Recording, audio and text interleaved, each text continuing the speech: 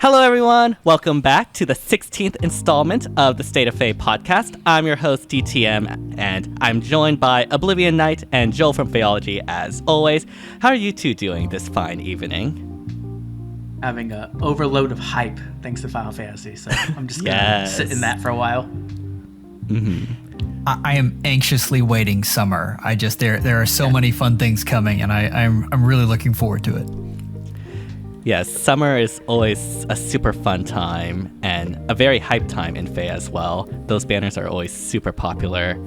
And yeah, we have a lot to discuss about in FEH. I guess to start us off, we can just go into the most recent banner that we've gotten. I'm not gonna lie, it was kind of underwhelming, honestly, in terms of their choices. Do you guys think it's the worst banner of the year? That's what I think. I thought about it. I think it's actually the worst banner of the year so far. It's like, what other banners do we have? I honestly think it's either one of, if not the worst banner, because I played Binding Blade. I have no idea who Noah is. I'm sorry. Same, 100% same. I couldn't even remember him at all. Yeah, so I'm obviously higher on Heiðr than I think everyone on the planet, and even I think this is probably the worst banner of the year. I mean, Fear is another god sword. I mean, and it's in it. Last year, if she would have released, she would have been really good. But there's just so many choices now, and I don't feel like she's the best. And yeah, Noah and Dorothy are just, they're okay. If they're your favorites, you're really happy to have them. I think Heiðr's really good, but yeah, one good unit does not a banner make. I mean, that's just it. Right. It seems like IS is trying to make Heiðr the hard carry of this banner that will drag everyone else along with them.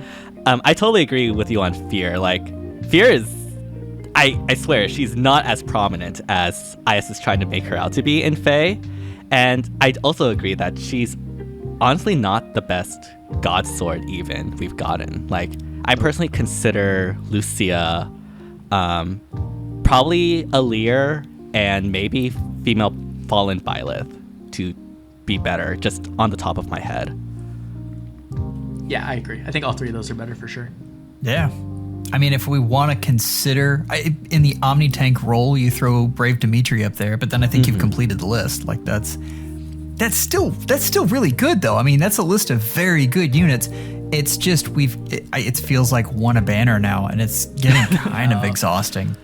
It's ridiculous. I feel like they're just pushing it so hard. It's can you push a different weapon type, please? Anything. Right? Give us a god lance even. Give us a lance exactly the same thing, but it's a lance at least. Something new, please.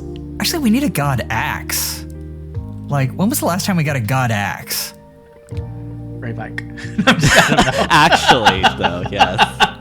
Actually, I mean, I don't know, to be honest. That might be the case. Oh man. I trying to think about the previous axe tanks. Most of the prominent ones have been armors, because for a while, IS has been pushing save armors.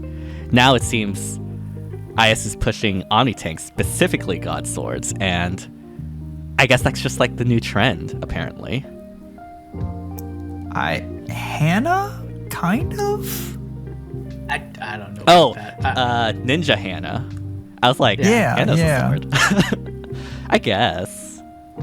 It's the best. I'm going through the list right now. It's the best I can come up with. Yeah, that's nuts. You know what they should do is they should give Rossor a fine. That's what I'm not complaining. I'm just saying. Yes. So yeah, Fear honestly is just one out of many god swords. The fact that she has all those effects and still is sort of a drop in the water just goes to tell how saturated god swords the archetype is. But obviously Fear is not the star of the banner, it is Heiðr. And I know we have quite the diversity of opinions on Heiðr. So I guess to begin with, what are your overall thoughts on Heiðr, and where do you think she will be able to be utilized the best? I think I'm the lowest on her, so I'll go last. So I don't want to be the downer until the end. All right, we'll start with Joel then.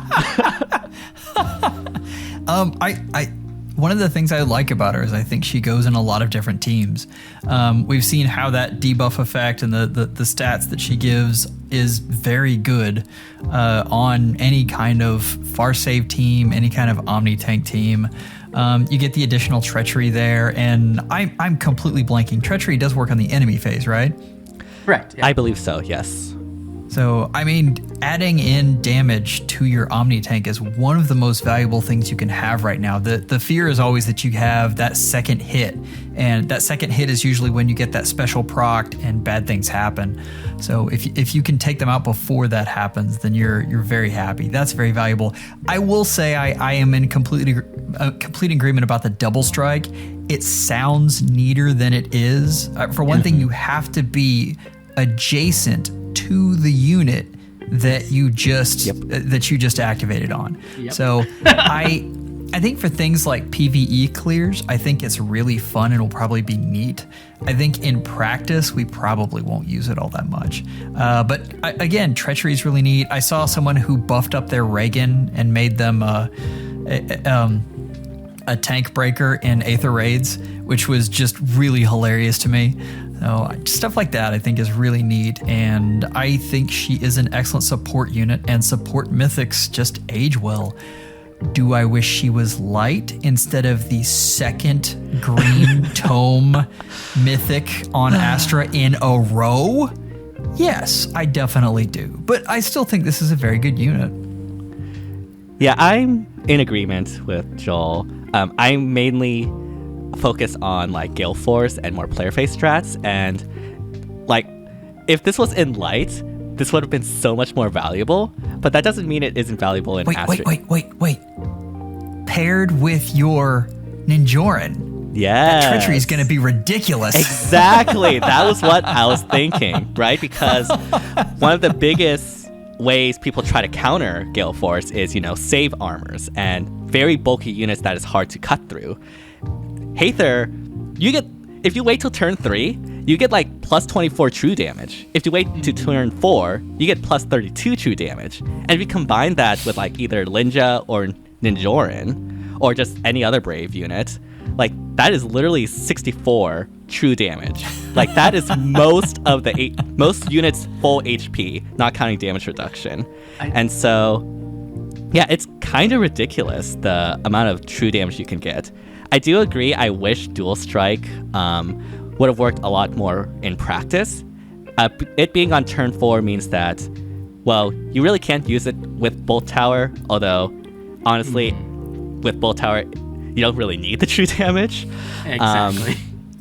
But, like, even in Astra, there are still cases where, the Bolt Tower just gets sniped, or there's a Duma, or the layout of the defenses isn't exactly the greatest, so that the Bolt Tower doesn't hit the saves.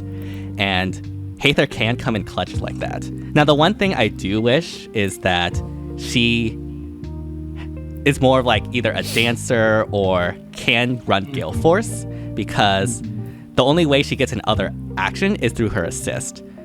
In terms of combats, she still only gets 1 combat instead of 2, unlike other units. So that's the only thing I think is holding her back from like being absolutely ridiculous for Gale Force. 100%. I mean, oh god, if she could do Gale Force, that would be nuts. Do you know what Dual Strike is made for, though? It's made for corner Edelgards. 2 years late. Like, right? I mean, that would be perfect for corner Edelgard. Yeah. Oh man. All right, Oblivion, bring us back to reality. Okay, so I think Heiðr's kind of mid, if I'm being completely honest. I think that there's, like, on paper she looks really good, but in practice she's missing, like, some functionality that makes her actually good. I don't think she's very good in a ton of strategies. I think she's only really good in either Vantage or, like, Omni Tank, and that's pretty much it. And the reason for that is, one, when it comes to save balls, she can only give one of your save units the effects, right? She can give the attack and speed to both of them, but she can't give the treachery or the dual strike, which I guess dual strike doesn't matter in a save ball, but she can't give the treachery to both of them.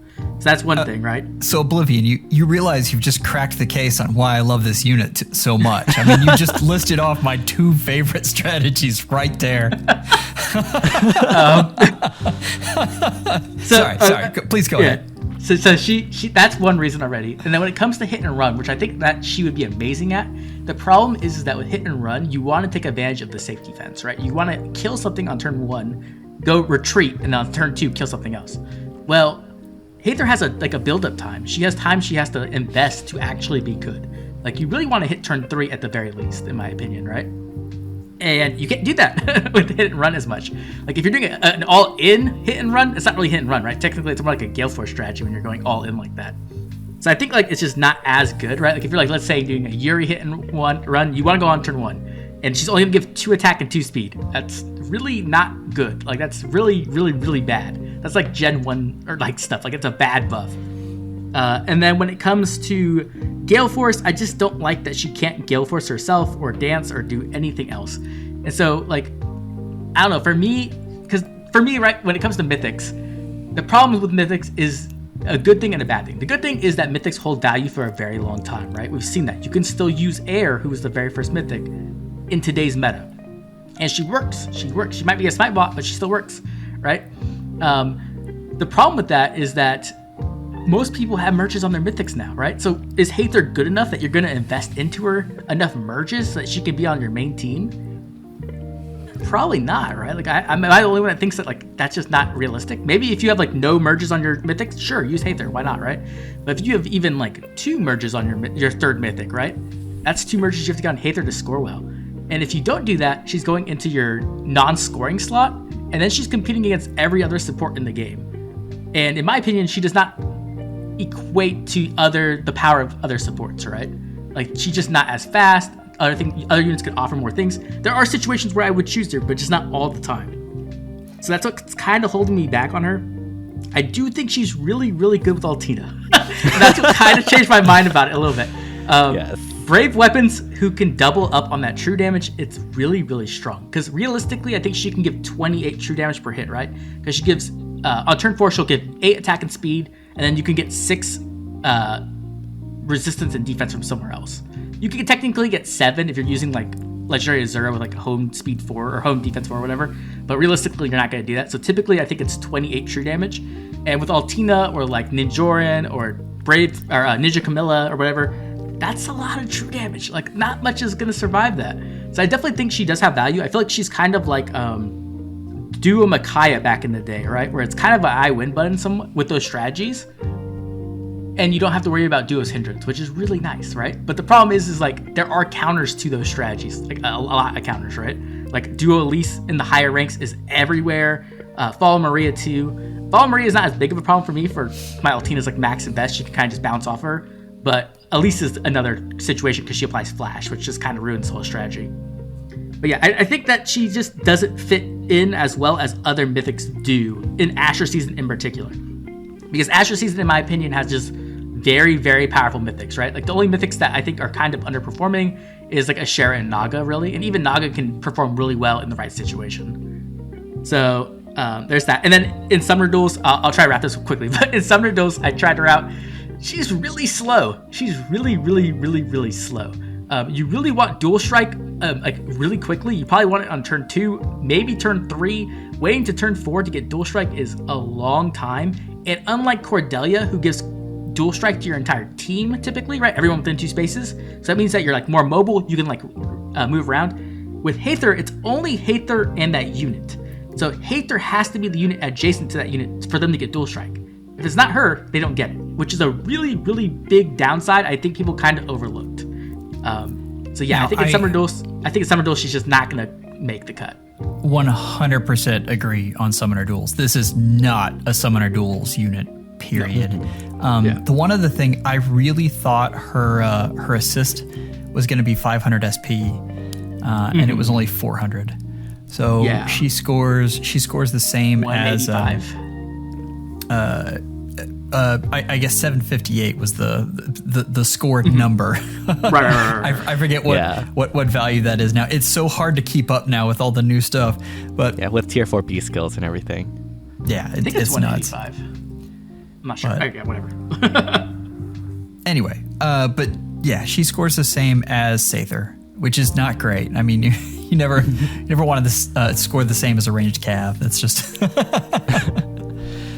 Yeah, Heiðr, I think, will probably only be prominent in ether raids unless some like weird strategy happens, which I can't foresee right now.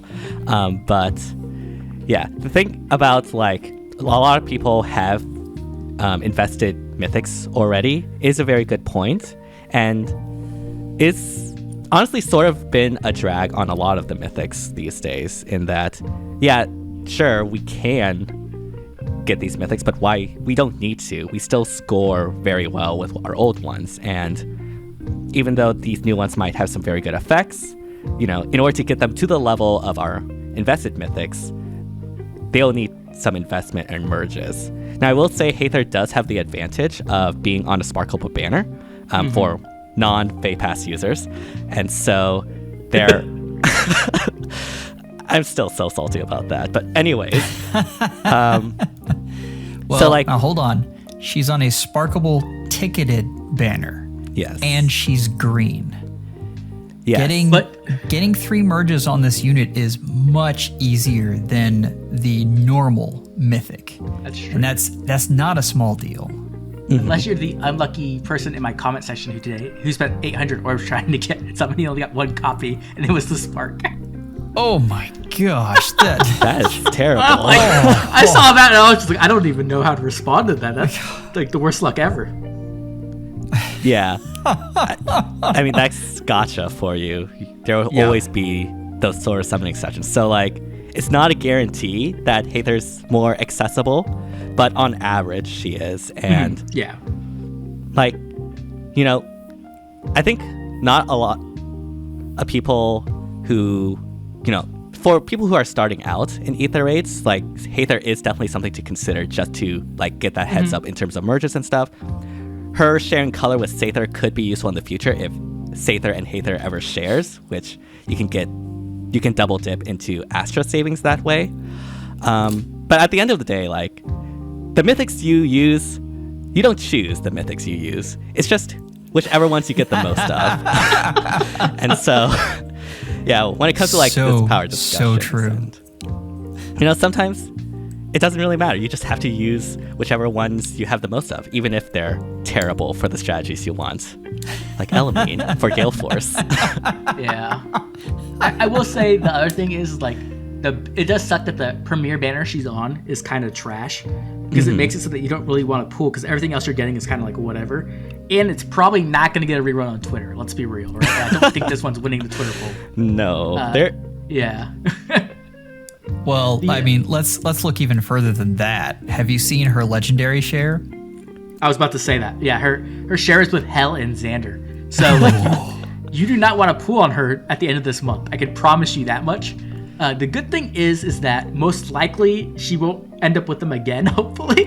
And the other green units are actually really good, right? You have like Ninian, Robin, Thor, Byleth, Seer, right? Dagger. The only really big misses are Hel, Xander, and Oder, in my opinion. So, like, you're not in a terrible situation. And she's with 2 of them. Right, yes. I don't know what they were thinking with this. They're like, we're going to release a new green unit. It's going to be one of the worst units ever. Like, okay, cool. The minds of IS works in mysterious ways. That's what I've learned this entire year, to be perfectly honest. Oh, they talk about that for hours. They think Heiðr is hot stuff. Like, they think she's carrying this banner, and they think she's carrying that color. So they have a very, very high opinion of her. Okay, I want to bring up a little bit of a side topic to this. It might be a little controversial. What do you guys think of the current story? Because I think, you know, they think Heiðr's really hot. I think this book kind of sucks. Am I the only one? I've seen mixed opinions about it, but you're definitely not the only one, I'd say. So I liked this book until we got to this chapter. A little bit in the last chapter, but this chapter in particular, and it looks like they've got a very complex plot setup, which I love. That's fantastic. But they're trying to cram it into the standard FEH lines, and so they're skipping around a bit. And that's difficult to keep up with, and kind of it means that they have to tell us what's happening instead of showing us, which is always a little, right. I mean, for the reader, it's never fun. Yeah, I think I was already nervous about the story from the very beginning because I knew it was about time travel. And time travel can be an amazing story, but it's really, really easy to botch. Like, it's probably the easiest story to botch. Right. And the problem with FEH is they just, like you said, they don't give it enough time to develop characters and stories. And so I just feel like this is like kind of a mess. Like, they're just going around all over. I don't want to spoil stuff, but like, man, everybody's gold vague. I don't even know. Like, I'm just like, can we, like, oh, like, and then the whole creepy thing with like, let's have a baby with the summoner. I don't know. Like, this book is like at book 4 for me right now levels. Like, it could go lower, and I'm scared for that. So we'll see what happens, I guess. We'll see. I will say the whole everyone is Golveg situation. One, it did cause a lot of speculation, which is really cool, but it also reminds me of like Kingdom Hearts, where like everyone was either Xehanort or Sora, or at least connected to them in some sort of way. And, you know, I like Kingdom Hearts 1 and 2. Kingdom Hearts 3, you know, we don't talk about, but like, I haven't read the latest chapter yet, so I don't exactly know what happened in the latest chapter.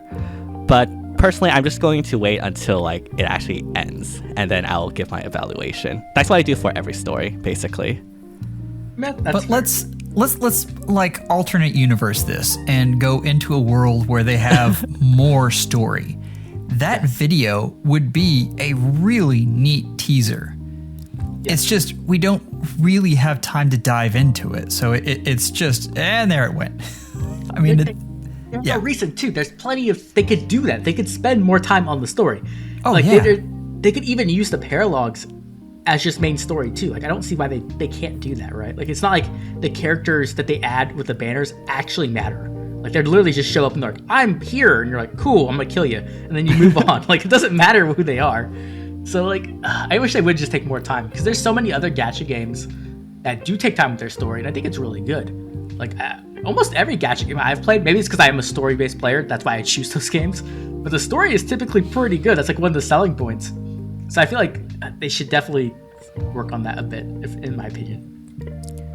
I mean, I think IS definitely does have the capability to do it, even in the constraints of whatever format they arbitrarily decide. It's just, it's a lot more difficult to do so. And I do agree. I think if they let, you know, just have more, not necessarily dialogue, but like more content in these chapters besides, hey, I'm here, I'm the new hero, or something like that. I think it could go like really well. Like, even despite all of that, like book 6, I personally thought was actually really good, despite all the constraints it had. And, you know, they could do something. So, like, that shows that they do have the ability to, you know, make a good story. So, we'll see. We'll see. So, yeah. I guess we can close that sidetrack for now. But, yeah, we also... Obviously, it wasn't just Heiðr and the Midpoint. Also, no FEH Channel. I guess that's interesting. Oh, right. Yeah, we should talk about that. I can't believe they baited us that hard. I mean, I kind of, like, the pattern was every other year, so it's not, I guess, completely surprising. But when you have Phoenix Master telling you, you're like, man, that's some confidence boost right there. You're like, oh, right. Okay, we're getting a FEH Channel, and then it didn't happen. Okay, I did not expect a FEH Channel until you, Joel, told me that there was going to be a FEH Channel, and I was so excited for it because of you. So you have that on your conscience now. Oh, you're not the only one. I have gotten some angry grams over that. Oh my gosh. What felt bad to me was I prepared so much stuff, like assets for a video for that channel, and then like it pops up and I'm like, well, all this is trash now. I've been working on all these new things for Noah and for like, oh gosh. Yeah.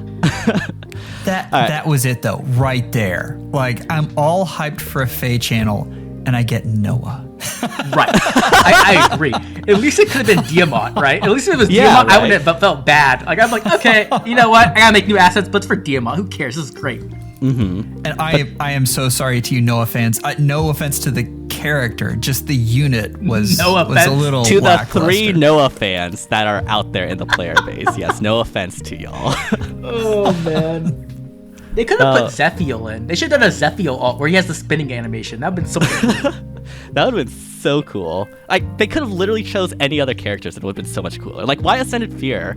Why not Ascended, like, Guinevere or something, right? All right, guys, we Carol. have spent way too much time on this, so All right. we should probably move on. I seriously, I could sit here and rant about this for you guys for the next hour, but let's, for the listeners' sake, let's go ahead and move on. All right, we'll do that.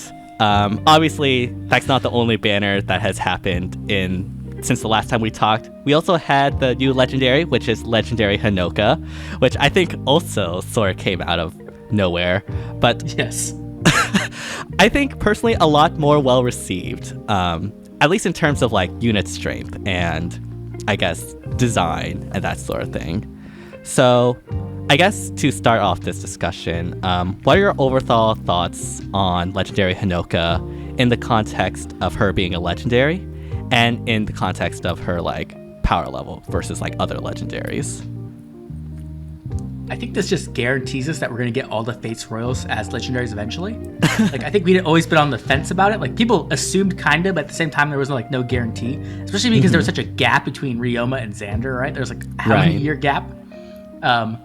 So I think this just kind of guarantees it. Like, it's going to happen eventually. We're going to get legendary Camilla and Leo, or Leo and everybody else, right? So when it comes to choice of like legendary, I'm not really surprised, right? We're kind of like scraping the bottom of the basket at this point for legendaries. As a unit, though, I think Hinoka's great. She's awesome, like, right? Like, she's pretty much, when you think about it, she's like Duo Chrom, but she has 20% speed-based true damage. Like, Duo Chrom already hits really hard, so when you give 20% speed-based true damage, man, that's a lot of damage. So she's really, really cool, and, you know, giving more support options as well. They're really leaning into that, like, damaging unit who also offers support. And I think that's a cool place to be because it makes the unit age better, and it also makes them like open up new strategies or like new ways to use them. And in this case, right, it helps with flyer balls, which is I like that a lot. So overall, I'm very high on Hinoka. Also, the art is really good. Like, the art is really good. Oh yes. So I mean, it's just a big win in my book. I think this is damage wise the best nuke in the game. Oh wow.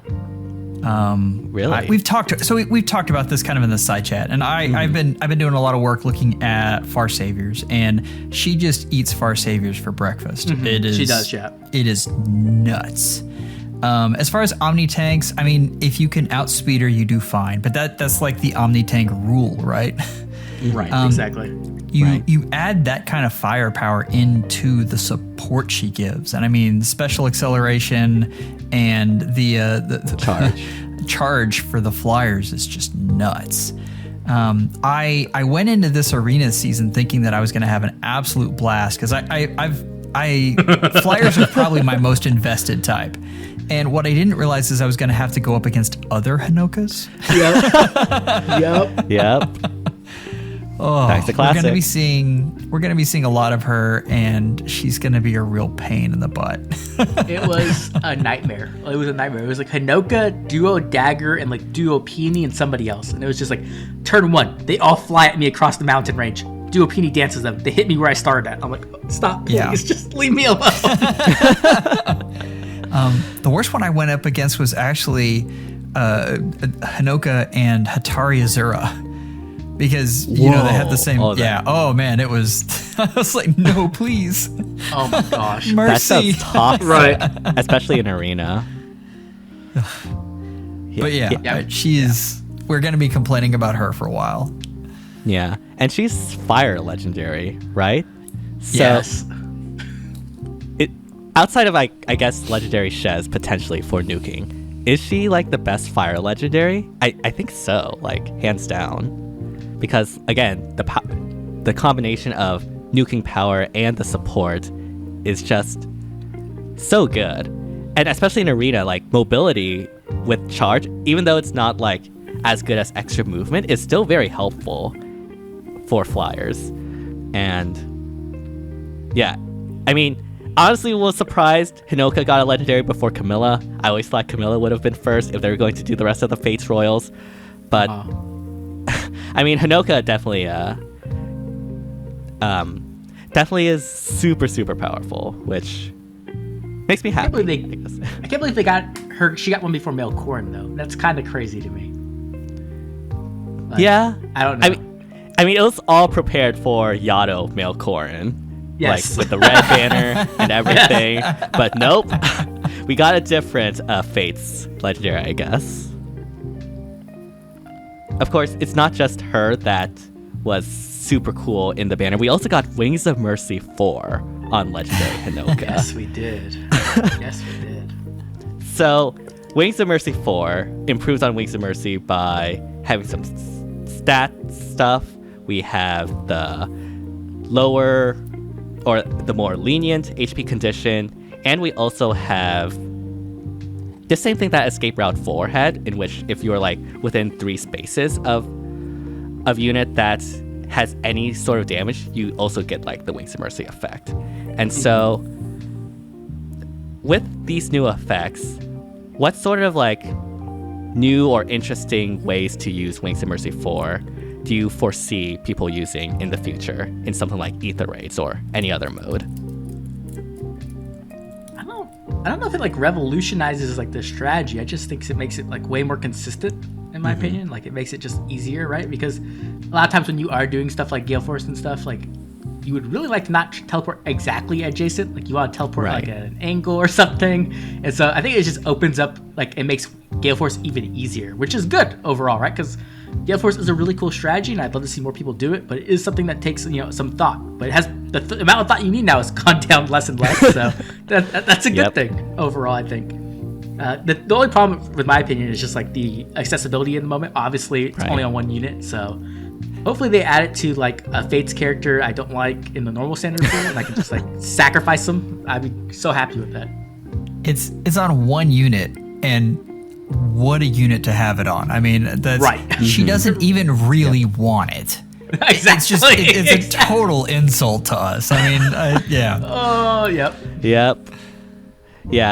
I think I agree with you what you said, Oblivion. Like, it doesn't change the strategy too much. It just gives a lot more flexibility. Because, expanding the range of the tiles the unit can warp to from 4 to, I think, 12. Like, that is a lot more options for you to be able to use. And, yeah, there are so many instances where, you can't exactly get your Wings of Mercy beacon in the right place in order to take out the right person or to continue on the Gale Force chain, so to speak, without moving your Wings of Mercy beacon. With Wings of Mercy 4, that becomes a lot less necessary. And again, just the flexibility that it provides is really good. I do sincerely hope it does go into the normal pool. Like, please, IS, please, I'm begging you, because this would have been so good on so many units I have. But yeah, Wings of Mercy 4, Gale Force, I mean, it's always been back, but it's now back better than ever. And so, watch our Gale Force guides. #ad. I kind of hope they put it on a Brave unit so we can get a lot of copies of it. Well, they want you to put it on a rearmed unit. They are trying so hard to get us to pull on fodder. I mean, that is their goal this last year. I don't have a problem with that per se, but like, I don't want to kill Hinoka. Like, can we get somebody else? Like, I don't mind killing. If it's one other unit and I put on a rearmed unit and I just kill that one unit, I'm fine with that. But like, Hinoka is really good, so I kind of want to keep the merges I have on her. Yeah. So what units do you think would best make use of an inherited Wings of Mercy besides like rearmed or things like that? I mean, it kind of goes on like everybody, right? Like anyone who, like everybody use, not everybody, but a lot of people use Wings of Mercy. So like every dancer pretty much that uses Wings of Mercy, every Gale Force uses Wings of Mercy. Melee dancers in particular. The Edelgards who need to be solo, that's also a condition, so that could be really good, right? Because then she doesn't have to actually like move; she just gets to activate it. Yeah, I think that could be really good. Yeah, I think one of the best users it would be like, at least for Ether Raids in particular, the Mythic Dancers, because you're going to use them anyways, and might as well. If we're going to talk like a priority listing, I think those would probably be one of the highest contested or highest priority like units to get Wings of Mercy for if you are using like Gale Force strategies. And yeah, like you mentioned, OG Edelgard, one of the big problems with her original weapon refined was that she needed to be solo to get Raging Storm, which means that it's a lot harder to make her into a follow-up unit in Gale Force, because you need to proc Gale Force on that first combat instead of on the second combat. So there's a lot more special cooldown requirements there. But now you don't need to do that. You can just go in and not have to worry about that. I think it is less good on dancers and better on every other mythic that you want on your Gale Force team. And the reason being that I think most dancers can do with Wings of Mercy 3. So it's not to say that it's bad on dancers. That's silly of me to even think. But if you're budgeting though, like I'd rather have it on like Asker. I think he'd be great. Or if you're using Thor as your Gale Force unit, those folks are really fantastic for that. Reagan would be another one. I'm looking at the list right now. Yeah, Gale Force Altina, let's go. I'd do it. I also love it on like the Bernies, because Bernie activates the secondary effect by herself, which is I guess so does Brave Lysithea, so that's kind of cool as well. But you don't really want it on Brave Lysithea. you want like a special Spiral 4 there. But that's always nice, right? Just having a way to activate that second effect, because it really does open up even more mobility options. Mm-hmm. Yeah, definitely. Like even if you're not just like warping in from like the bottom of the screen to the enemy units, like there are times when you might want to move like 3 spaces instead of 2 to take out this other unit on the other side, and with the Wings of Mercy 4 that makes that a lot easier. And so yeah, that's another way that WoM 4 makes Gale Force a lot more flexible.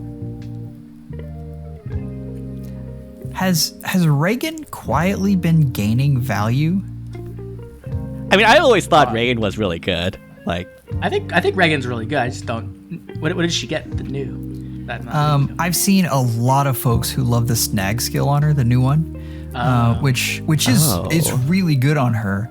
And then I was just thinking about the Wings of Mercy 4, which is kind of perfect for if you're running her with a Gale Force team. But those 2 skills, and then I mean, if you wanted to do, I guess Clash isn't really what you want to do, is it? The catch skill is really what you want. But I mean, there's a plethora of C skills you could run on as well. She's kind of very dynamic. She kind of fits in a lot of different things, just not save balls. She's very versatile. Like I never have a problem with Reagan. I always love using her just because at the worst she's getting pots for me, right? And she does a really good job at it. Yep.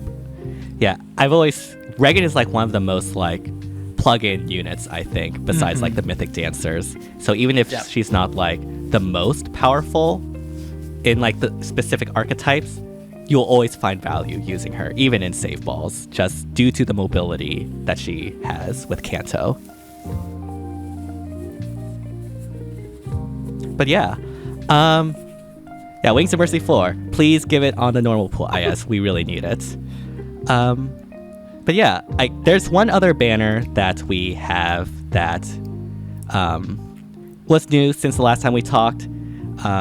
This was the Bridal banner featuring the Awakening units, or I guess Robin's harem, as some people like to call it. Oh God, oh man. Yes, I was on the Hopium for Bridal Lucina, and that did not happen. So I was a little bit sad, not gonna lie. And honestly, this is sort of similar to like Heiðr's banner in that there's really only one quote-unquote star or really like powerful unit, and that is, well, I guess in comparison, and that is like Bridal Tiki. The other units I felt were kind of underwhelming, right? I still think it's better than the current banner, just because Anna actually does do like really good damage, and Seiri, they all have good fodder too. I kind of felt like the fodder on the current banner is kind of mid, but the fodder on that banner is amazing, right? Like SD Rain Snap or whatever it's called is so cool. I really like that skill. The second attack defense version comes out, like Altina's instantly getting that, as long as I don't have to kill like a Har or a Jill or something, because then I'll cry. So hopefully it's on some character I don't like. But I love that skill. I think it's so awesome that it gives them extra movement every single turn, and allies as well. That's really, really awesome. And then also Anna just has pretty good fodder as well. Like Remote Sparrow is like super underrated. Yes. Oh, and Flavia. Dude, Flavia might not be a good unit, but attack defense clash. I mean, she's not bad, but attack defense clash 3 is really good fodder, and her art is like, oh my god, her art is so good. Like, it is amazing. Suzuki Rika, I think her name is, right? I believe so. She's like one of the best artists. Like, if I get her to draw all my favorite characters, I'd be so happy. Tiki is kind of bonkers though. Yeah. I mean, one of the big reasons is because full no follow-up has kind of gone out of style, which is weird. Maybe we'll see it come back, but I see it less and less on defense teams. And for that matter, less and less on offensive teams as well. But because of that, she has the auto follow-up, so it kind of patches that hole that we have with Fallen Rhea, where the problem is she has to kill in one hit, and if she doesn't, then she's probably toast. But yeah, Harmonic Tiki is very, very good. I've been doing Sims with her, and I think she is top tier, no question. Yeah, I believe you called her the Sim Queen or something like that in one of our chats. Oh, she most certainly is. Yeah, you guys will see some of that soon, and it is something. I mean, yeah, I wouldn't be surprised if she's the best save in the game right now. Like, she's definitely like top 3 at least. Yeah. The thing for me is just like the reason why I didn't roll on that banner, which is I've actually not rolled on 2 banners. Oh, I technically rolled, I guess, but I only rolled like 5, so it doesn't count. Yes. The reason why that was free that summons, banner, right? That was totally free summons. I said like 5 orbs, I think, or something like that. Really? It's not that big a deal. But the reason why I didn't roll is just because I feel like saves are kind of like mythics, right? Where like once you invest into one, man, you don't want to invest in like 10 more. Do we do it? Sure, me and Joel do it a lot, but usually you kind of just pick a save and you stick with it. And I'm just kind of at the point where I have so many far saves and so many near saves. I was like, yeah, Tiki might be the best in the game, but how much better is she than like my other saves? Probably marginally. So I'm just, that's what my kind of deal with it. But I think she's really good. Like, definitely do not underestimate the dragon saves with that scowl effect. Scowl is really good. Yeah, I think when Brave Tiki was announced, we were all saying that she would have been so good if she was an armor. And hey, we have another B Tiki, except this time it's not Brave, it's Bridal. Still B, but yeah. You mean better Tiki? Better Tiki. Yes, exactly. But Have they ever just absolutely spat in the faces of fans so hardcore? I mean, adult Tiki fans have just had a rough year, which is nuts because they've gotten a whole bunch of alts, but it just like in the worst way possible. Like it's like the monkey paw or something. Just kidding. Yeah. Some guy was just like, I want like 5 Tiki alts, and they're like, okay, but you're not gonna get what you want. Yeah, I mean, to me, it's too much Tiki. Personally, I'm kind of like burnt out on her. They could stop for a while. I'm good. That's like what? It's been like 3 Tikis in like not even a year. Yeah, that is true. Yeah, because we had Brave, Ascended, and then now this, and and some people count that as 4. I mean, pretty much, yeah. Like oh my gosh, yeah. I guess if you're a hater, it counts as 4, but yeah. I am the hater. I will say, I do think the harmonic conversation they had was actually really, really well done. I like that. It was cute. Yeah. It was a lot better than a lot of other harmonic conversations I've seen. Yeah, I typically listen to them for 10 seconds and I can tell which direction they're going, and I'm like, okay, I'm either going to listen to this or I'm going to turn it off immediately. It's not great. In a vacuum, I think this unit is fantastic. It's looking at the year that adult Tiki has had. And did you see the thing where they actually had, was it the little banner they had or something where they highlighted young Tiki's face instead of adult Tiki? I remember that, yes! That was like, so bad. It's like, dang guys, that is not right. Yeah. guess Japan just really likes young Tiki, like, and I that's who guess. they want to appeal to. So they're like, screw that. Like, we'll give the Americans a bone. We'll throw them like the adult Tiki. That's it. Dude, we're still putting the young Tiki in there. Yeah. I guess the year of Tiki did happen, just not in the way we wanted on our side. Yeah. How do you think she compares to Duma? Because I think when it comes to SD in particular, and we've all seen like Nia's tier list and all that, like Duma was originally like the best save for SD specifically. Maybe not for other modes, but for SD in particular. Do you think Tiki is just overall better than Duma? Even though, Duma does have the heal skill and whatnot? Or, I guess, yeah, how does Tiki compare, essentially? Personally, I think that Tiki is better in combat, but Duma definitely has the better duo skill. Like, that duo skill is, like, actually really, really good. And I think that it's kind of slept on a little bit, because, like, it's healing. But it also it gives you that dual effect as well. And sometimes that just completely throws matchups. Like, it can just completely screw the person over. And also, like, sometimes you just survive barely, and you're just like, I just need a little bit of HP. And then you hit that button, and it's just really, really, really good. And I feel like if there's anything bad about Tiki, it's probably her duo skill. I'm not a big fan of it. Right. It is the most mid duo skill we've seen in a while. It does nothing. Yep. Like Right. and the fact that it's a harmonic skill too. I mean, Right. Yeah, it's like I need to stall for a turn here, so I'm gonna hit this thing, Essentially. and yeah. It's just for action economy. That's all it is. Honestly, I think she is, in every way other than the duo skill, I think she is way ahead of Duma. She's a lot better. Yeah. The problem is that we always look at this like saves have a ceiling, and that ceiling's name is Bridal Catria.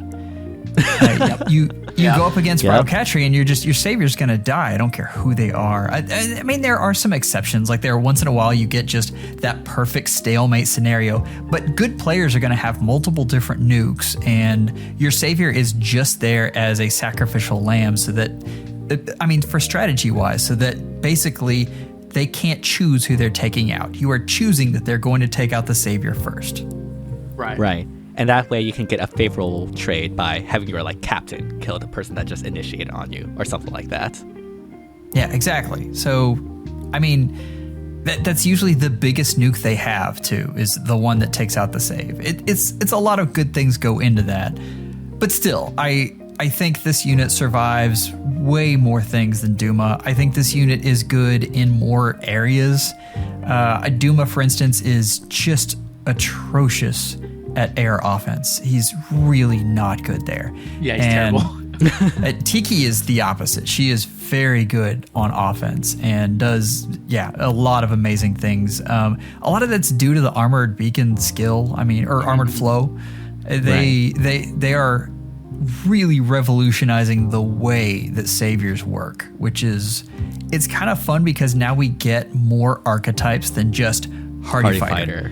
And that's, if your save can run hardy fighter, then you're done. Like that's you're good. And if they can't, then put them on the shelf, or in that little special barracks that no one talks about. Put them in the FE corner, essentially. Oh man. But I think they've done a good job with those skills. Like, there are so many more saviors you can use, and they seem to be coming out of the woodwork. I haven't gotten Rudolph into the Sims yet, but I bet he runs it very, very well. If he ever gets a rerun, I think he's worth getting the armored beacon skill on. But Rudolph got a very cracked refine. I was really surprised. Like, I formatted Rudolph like way back when I had no other hardy fighter armor option and was desperate. I remember. Those were the days. If you were there, you were there.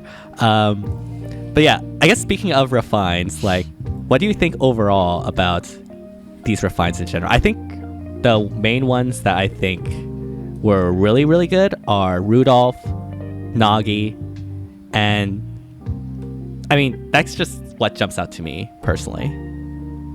I think Green got a good refine too, actually. Oh yeah, because she got tempo, right? I think. She got anti-guard and low speed defense and true damage. And she already had slaying. Oh, and damage reduction. She pretty much has all the things you want on your nuke already, so it makes her very versatile, like how you can build her, which I think is cool. Because you could even go for like a special Spiral 4 build with like Ruptured Sky, and then you don't have to run Times Pulse, so you can run like Oath. And she doesn't need to run Sparrow either, so you can run Finish for more true damage. Or even Hexblade. Like she just has a lot of options, which I think is always a good place to be as a nuke. We start talking about cost though, and that's, I mean, it's the same thing with if you were building a Rudolph from scratch. Like if you were really building one to compete, right, it would be a very, very expensive build. More so with like Nagi.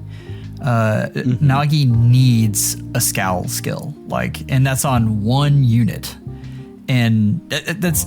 I mean, and it's not just the scowl skill; it's the scowl and the beacon and it is so expensive to make units right now that it's why formas have gotten so good, right? We can get all of these crazy things on them. I've been thinking a lot about that, just how expensive units are, and I think it's causing a little bit of fatigue in the community. It's really hard to keep up with all the skills on your favorites. Absolutely, 100%. And the other bad part is it's such a large gap from the ceiling to the floor, right? The ceiling, you have these amazing, scowl skills and attack speed, hexblade, and finish, and all that stuff. And at the bottom, you have Fury 3, and you're like, wow, that's a big gap. Why isn't attack speed solo in the the base pool yet? The gap from attack speed solo to finish is still a big gap, but it's not nearly as big as from Fury. You know what I mean? Right. Let's even talk about team construction and talk about, do you want desperation in your B skill, or do you want a dancer with Firestorm dance? And that's the cost there is it is a huge difference, and the benefit from it is also huge, but it's just nutty. Same with no follow up too, right? Do you really want to run no follow up in your B slot or your seal slot? Nah, you want that from someone else. You want that from Brave Crom or something, right? Because I see a lot of people running no follow-up in their seal slot, and honestly, it's a big trap. You lose so many stats that you desperately need, especially on an older unit. It's kind of crazy when you look at the most optimal builds, how much of it the build is outsourced now. Yeah. And I think that just comes down to the fact that IS has been releasing a lot of new and unique skills that we have never seen before. Who would have thought infantry speed tactic would be a thing until Brave Crom released? We didn't think that Speed Tactic 4 would go that route, but it did. And I think IS, I don't know. I guess in one hand, builds, there are certain archetypes where builds have gotten very homogenous. Any speedy sword will probably want either distant dart or attack speed finish, then close call 4, either attack speed oath 4 or times pulse 4, and then an attack speed seal. But with all of that, there's a lot more variety now in terms of what you can both put on your unit and what you can outsource. And in that respect, I find that actually really interesting. I just wish it didn't cost as much, because IS has been super slow in getting some of these prerequisites into the normal pool, and it's driving me nuts, because why isn't attack speed finish 3 in there? I can't use Ophelia that well otherwise. But let's combine that with the fact that I just went blank. The skills you can get off of the units that you have the codes for. Anyway, this last version of the permanent codes, codes 4, are we on 3? Yeah, codes 4. They were really more about getting merges than they were about getting fodder. Yeah. And that's okay, but I mean, the whole reason they're there is so that, we can kind of get this path to updating our units without just absolutely breaking the bank. So combined with that, I'm a little disappointed. If the codes would have been better, we probably would have had a little different conversation right now. But yeah, I have a ton of codes right now, and I haven't even spent them because I don't even know what to spend them on. I mean, there's already new skills coming out that are better. So I feel like these are 2 versions of a skill back. But yeah, that's... What, you don't attack speed catch 4? on every every code in the pack. Or Life and Death 4. Why is Life and Death 4 there? That's so old. Oh my gosh. Yeah, they really need to update their units, right? They need to release 4 stars, and even if they don't have PRFs, they need to have decent fodder. Give us the solos. Give us Attack Speed Finish 3. Please. Give us Clash 3, right? They do it on the special 4 stars, and I get it. It kind of tries to make you make money. And it works on me, right? I obviously was pulling for 4 stars. I spent like 500 orbs on stupid Rebecca. But but like, man, I feel like it's bad for the game overall. Like, I feel like you really want to make it so that the free-to-play player base has a good foundation to play from, right? Because I think that they are the backbone of the game. That's just the truth of it, right? And I think it's fine for whales to have an advantage over them. That's a gacha game, right? If you don't want that, you don't play a gacha game. That's just the realistic part of it, right? But you need to make sure that the gap between the two isn't so big. It's kind of stupid when it comes to skill inheritance. And that is exactly right. And that goes back to how many levels of difference we have back between just the inheritables versus the new skills. And it is stark. I mean, your comparison between Finish and Fury 3 is spot on. The other thing is rearmed heroes, right? I think rearmed heroes are a great way to duplicate fodder.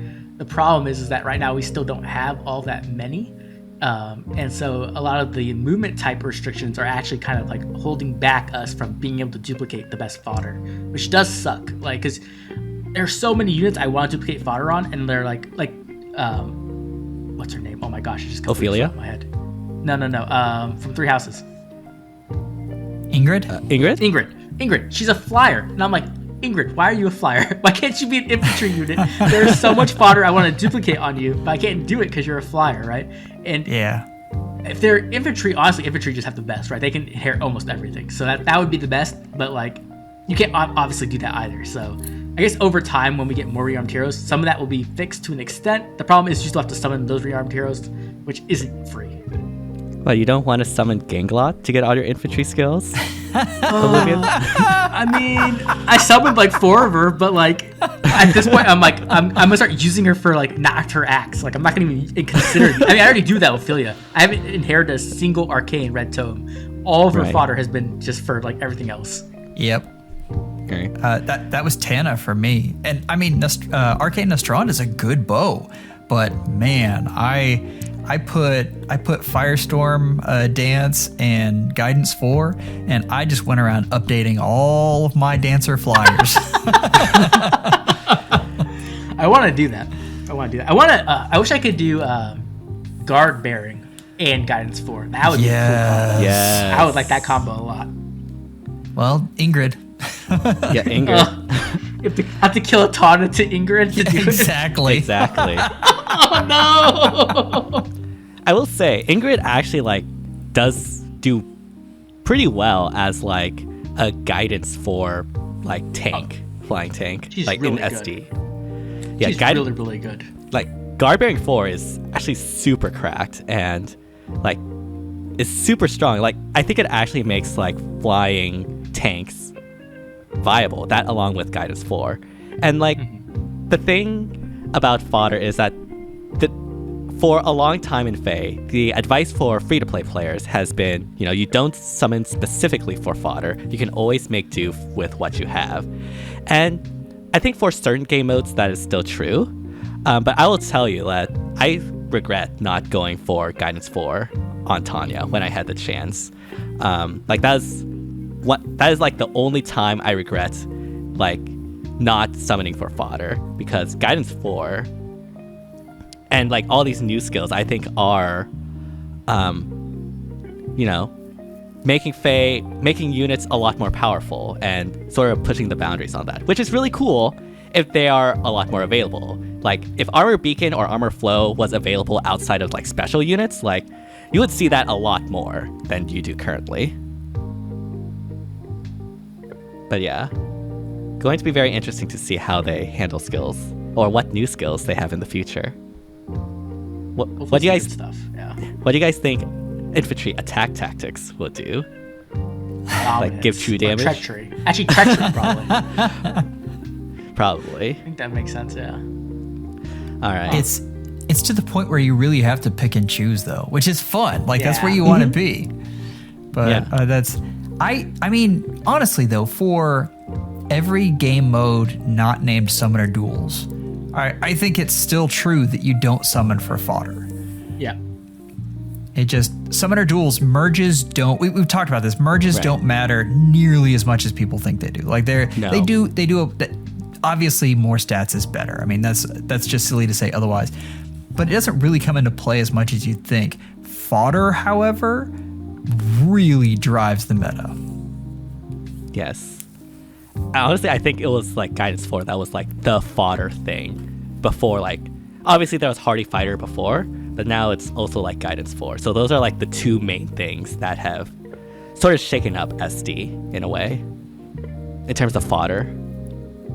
I absolutely 100% agree. Like Guidance 4 is probably the only piece of fodder that I think just universally breaks the rule of don't summon for fodder. It is just amazing in absolutely every single mode. I remember I was going to skip that banner, and then I watched someone on the competitive Discord like show me one replay code. And I saw it, and I said, nope. And I went and immediately started summoning. I was like, no, that banner's broken. That is the most broken skill I've seen ever. Like, I have to get that. I think I saw the same thing, and that's when I decided I was going to go get a couple of times. Maybe I should have saw that replay and summoned on that. You wouldn't have summoned, and that's because you're very conservative, and because like if you looked at past evidence, everything says that you don't summon for fodder because something better will come along, and you'll realize that you just don't need it. It hasn't been the case with that one. So I mean, you've only been wrong once out of how many pieces of fodder? Like it's a pretty good record. I guess I'm just saying my whale advice has been pretty on point lately. For those of you who don't know, yesterday it was the final day of the Fallen banner, and I was asking Oblivion, should I summon for Fallen Maria or not? And I managed to get her in only 50 orbs. So I guess the lesson here is always listen to Oblivion, not me. Yep. There you go.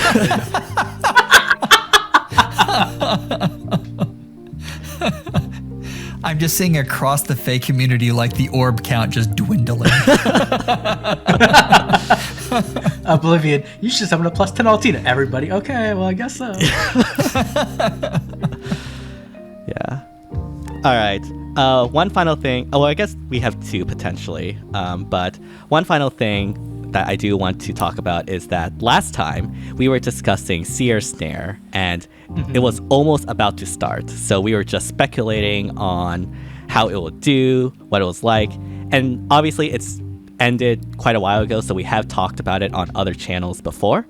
But I guess now that it is over and we have this discussion open to us, what are your overall feelings on Seer Snare as a mode? Like, what do you like about it, and what do you not like about it? I'll start there.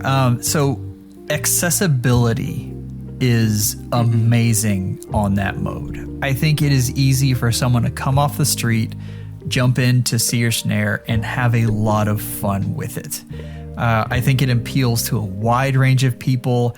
I really enjoyed it. Like there is a lot of fun things you can do with it and fun limitations you can put on yourself, and it's very low cost to you, and I didn't find it frustrating, although I know Hrid frustrated a few people. But I mean, you want a little bit of that, right? Like you can't have it just completely dead easy. Can you go through it with the latest units and absolutely obliterate everything? Yes, you most certainly can. But I think part of the fun is going through and actually saying, well, what if I use this unit and how does this work? The last thing I'll say is, and this was kind of brought up in the Discord, and I really liked this. If you want to test a build on a unit, it's kind of fun to get those skills and to swap them on and see how they work. So for folks who aren't named, Joel or Oblivion, you can get these crazy skills and actually put them on your units without spending, with your credit card. The downside, and I'm sure Oblivion's going to talk about it, it needs depth. 100%, absolutely. I've heard Oblivion say it a ton of times, and he is right. It definitely needs more depth. Yeah, I think it's a good start. Like, it's definitely better than their other PvE modes they've made in like years. Yes. Yeah, a good sign. It's fun, right? And the building is cool. I like that you start off with no skills, so that you can kind of like, move your skills around. You get like this nice pool of skills as well, so you can kind of like, I'm gonna put this here, put that there, and later on you get a different skill and you swap it around. So I think that's pretty fun. It's just the difficulty is not bad. I would like it to be more difficult personally, but I also know that I'm not like the average player, right? I think most players probably don't want to like bash their head against the wall like I do. So maybe that's a bit of a opinion difference. But I do think that the game load just does lack a bit of depth. Like, it needs a bit more, especially towards the end, right? In the beginning, it's more difficult because you don't have that many skills. But when you get towards the end, like, you're just smashing stuff because you have like 5 copies of Unity on a character, and you're like, okay, well, that's a lot of stats. I'm just gonna kill everything. And so I wish I've heard you say it, and I will keep on repeating it because I think it is such a good idea. It needs an abyssal mode. Like, you go through once, and then you unlock the abyssal mode. It doesn't give you anything additional, but you can go through at a higher difficulty level. And I think that would scratch all itches there. Like, for those who want to play casually, you don't have to do the crazy hard one. But for those who do, it's there. Right, absolutely.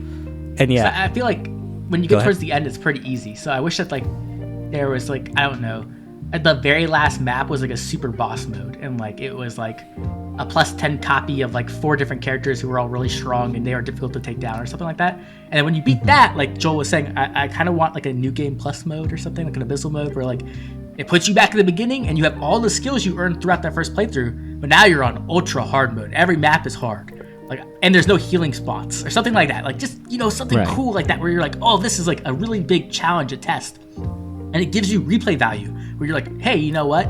That was really fun. I'm going to start all over again and see what I can do with these different characters. I think that would just be so cool. I'm going to let DTM talk first, but there is one other thing I want to talk about when it comes to Seer Snare. I mean, I was just going to say that, like, I do agree. Like, this is probably the best PvE mode they've had in years. And it's definitely a very good start. And the way to improve it would be to have, like, that more difficulty. Because you're right. Like, the hardest parts are in the beginning when you don't really have much. Like, that's why Heiðr became relevant for the first time in FEH history.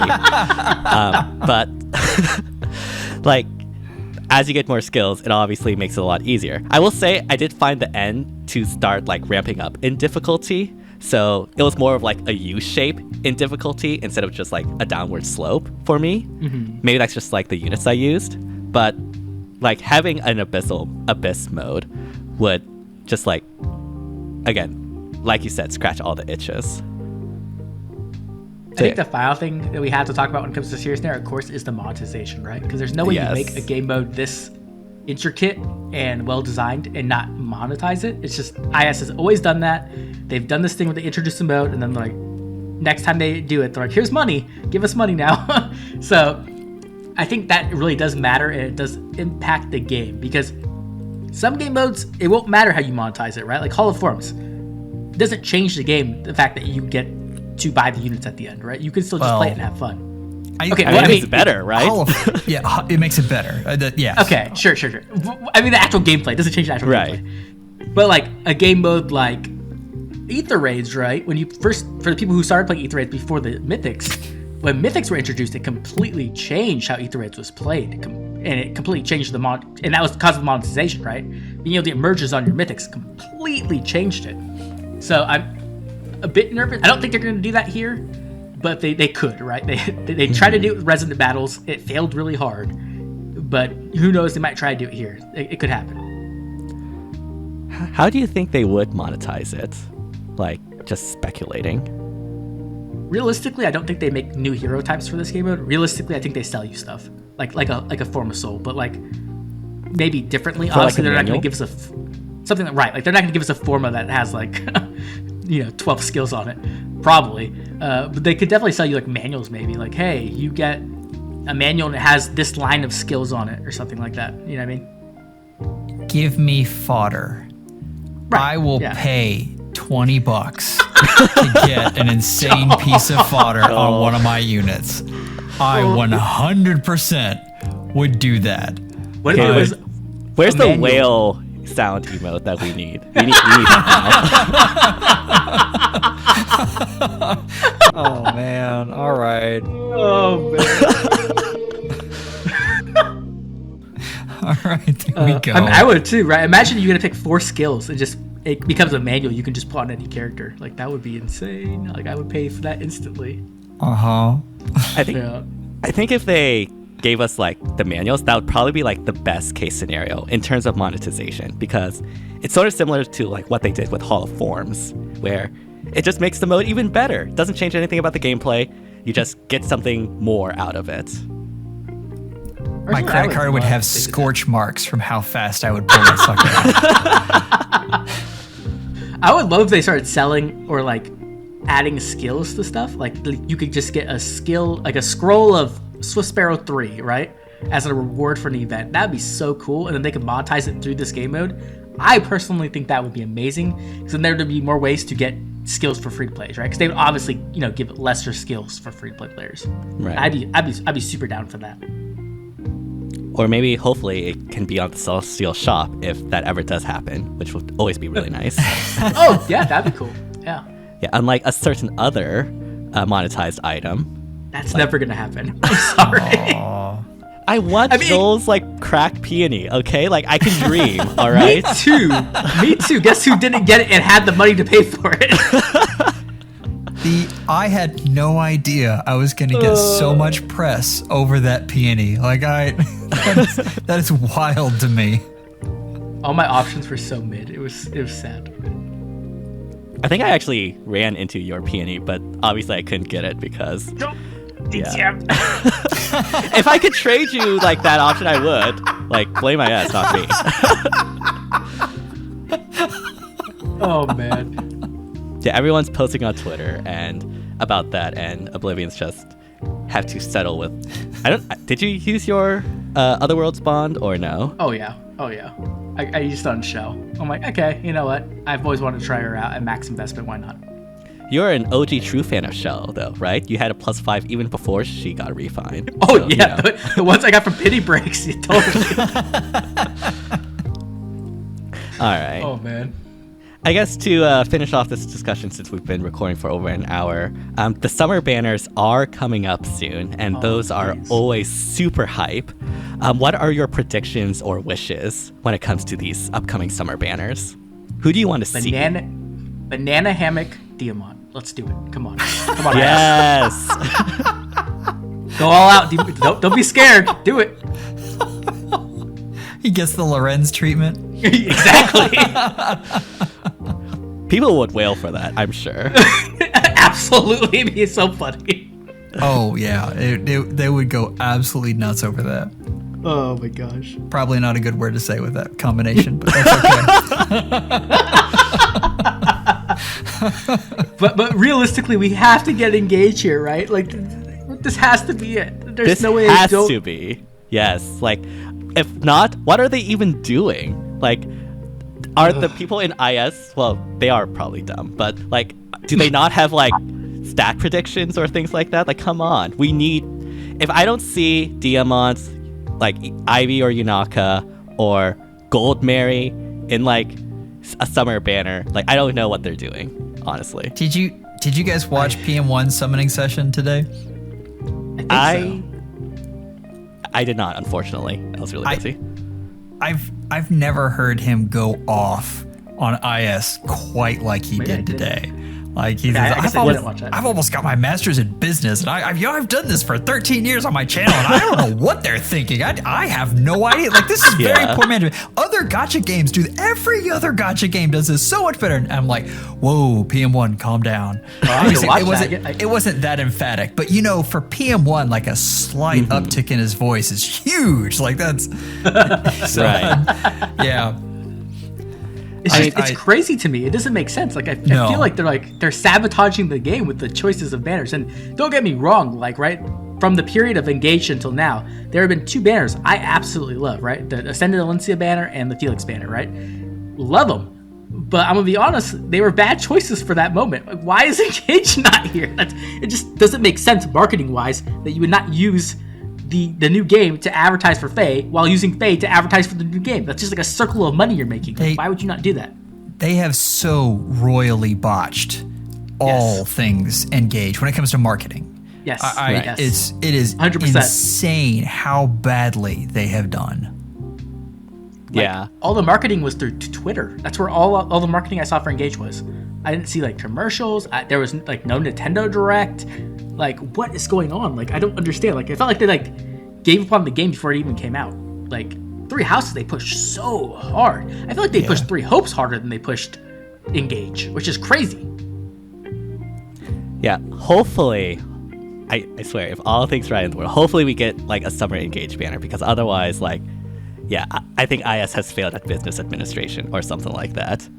I mean, they're gonna give us a Fire Emblem 1 summer banner. Oh, and it's gonna be Old Man Riss in a bikini and like Jagan. Like, that's what we're gonna get. Now, guys, rest easy, because I took one for the team and I scheduled a very poorly timed vacation that will probably hit on that first summer banner. And so you can expect that to be the most ridiculous banner of all Fae kind. Like, it's going to be nuts. I'm going to be sitting watching my phone going, oh, man. I hope so. I mean, not for your sake. You're right. I hope for your sake. I hope it's bad, but for my sake, I hope it's good. Right. No. I'm going on a record. I'm taking one for the team here. Like, this is let's get that good banner in. Well, if it does happen, your sacrifice is well appreciated, Joel. Yes. So yes, definitely. Yeah. So everyone, make sure to thank Joel if we do get an Engaged summer banner. He was the reason why it happened. So be sure to send your appreciation. But yeah, I guess before we end it off, is there anything else you two want to discuss? Do you think we get like a cracked summer duo again, like Thor? Like, yes. And actually, we got Thor and Edelgard. Yes. Holy crap! Oh my gosh, are we gonna get two of them? Oh god, that's scary. Yes. We're going to get like, I don't know, Ivy and Alir as a duo or something like that, and that's just going to like completely break the game, and we're all going to suffer from it, or be very cool with it because we summoned for it, and that's just going to be the meta. And I predict our first seasonal rearmed unit. Oh yeah, I could see that happening for sure. They need to do more Ascended heroes, because like Burr is the first one we had in a while, and I'm like, man, I really need more florets. Like, I need like 20, so you guys pump those out, that'd be great. Wait. The problem is, Fear came out, and I was like, we need more. Oh, never mind. Just Yeah. I don't know how they failed so hard with Ascendants. We had Joshua, who was like the pinnacle of greatness, and then they just like. It's because they make terrible choices for Ascendants. Like the only Ascendant that actually carried a banner was Ascendant Celica, which makes sense since she's super popular. But like Fear, like I guess Alencia was super cool, but she wasn't the star of the banner. Lucia was, and like that should have been Legendary Alencia. It makes no sense. That should have been Legendary Alencia 100%. And they should have put somebody else Ascended there. They could have put Ascended Nephany, and I would have like cried tears of joy and gave them my entire wallet. And like as much as I like Ingrid, like that's a super weird choice for an Ascendant. Right? What? Or rearmed. I guess it's rearmed. Right. You're right. Yeah, it's rearmed. But like still, it's still weird for rearmed too, though. Like, why are we using relic weapons as rearmed weapons? It makes no sense. So they started really strong. Like Fjorm, I liked Legarn a lot. Joshua, Ithune, Marita. Yeah. Okay. Yeah. Marita was the start. Yeah. Marita was so boring, and then Fur is so boring, and like they look Ishtar the same. Ishtar is so boring. Ishtar's so boring too. Yeah, they look the same. Celica's boring too. Yes. Like, I don't know. They just need to like do things that are unique with them. Like, why are they the exact same weapon type? Like, come on. Like, why are they the same outfits? Like Fur literally looks the same as she does in her base form. Like, it makes no like alts are supposed to be like, you know, very cool new costumes that look really cool for people to, you know, summon on because, you know, it looks really cool. But if they're the same, then like it's not going to grab people the same way. Like does anyone was anyone like really grabbed or like I guess excited for Florina's design? Like literally looks the exact same as her base. Like I don't know. Yeah. it started out so well, and it just dropped off really hard. I still think Ishtar is the worst example. I sometimes have trouble, like if I'm just glancing, just telling which Ishtar it is. Like that's how bad it is. Yep. Yeah, I don't. Let's hope for for both our sake and IS's sakes that Ascendants start getting a lot more creative, or at the very least start with more popular characters, because I wouldn't mind Ascended Lucina in the Cypher Exalted outfit, IS, just putting it out there. We get Ascended Ike. He needs to have not Radiant Ether, please. Please, guys, please. It's from 2018. Yes, everyone has updated skills, and Ike just has Radiant Ether, because that's the curse you get for being... That's the curse you get for being F2P available, I guess. Oh my gosh. Yep. Worst choice I've ever made. Yeah. All right. We've been just talking for around an hour and 20 minutes. It's super fun, as always. Yeah. It always happens because, these discussions are always super fun, and I'm always so happy to be able to discuss FEH with you two. Oh yeah, it's too much fun. We're all blabbermouths. We can't stop talking. Yeah. Boy, ain't that the truth. These are always an absolute blast, ETM. Thank you so much for hosting these. I'm gonna toot your horn, which sounds kind of weird now that I say it. But is this the biggest FEH podcast that we've ever had?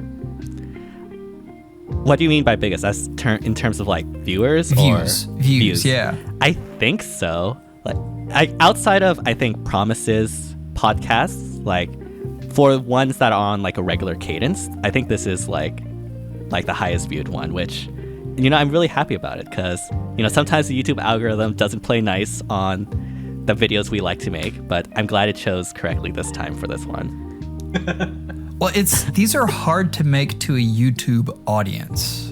Mm-hmm. They're usually the time involved in them. It's very hard to keep people listening, and you do such an amazing job hosting these and keeping things flowing and having topics for us to go one from the other. You do an excellent job with this. Like it sounds like we're just having a conversation here, but trust me, our conversations I always have a blast with them, but for a listening person, they meander all over the place. So, that work in keeping us focused, that is, you do an excellent job with that. Thank you so much, Joel. I really do appreciate it. Hanging out with you two has been some of the best times I've had in FEH, and hopefully we can continue. Yeah, it's a lot of fun, and hopefully we can continue doing it. And if you want to continue this FEH series, be sure to subscribe, hit that bell, all that jazz to help support the channel. Only takes 5 seconds to subscribe, but it truly does help out the channel a lot. Really do appreciate all the constant support. Yes, it is you that is making this series survive, so just keep that in mind. And yeah, let us know down in the comments what your favorite new addition in FEH was this past month. What are you most excited for the future summer banners? And yeah, once again, thank you all so much for watching, and hope you all have an amazing rest of the day. Bye, everyone. Take care, everybody.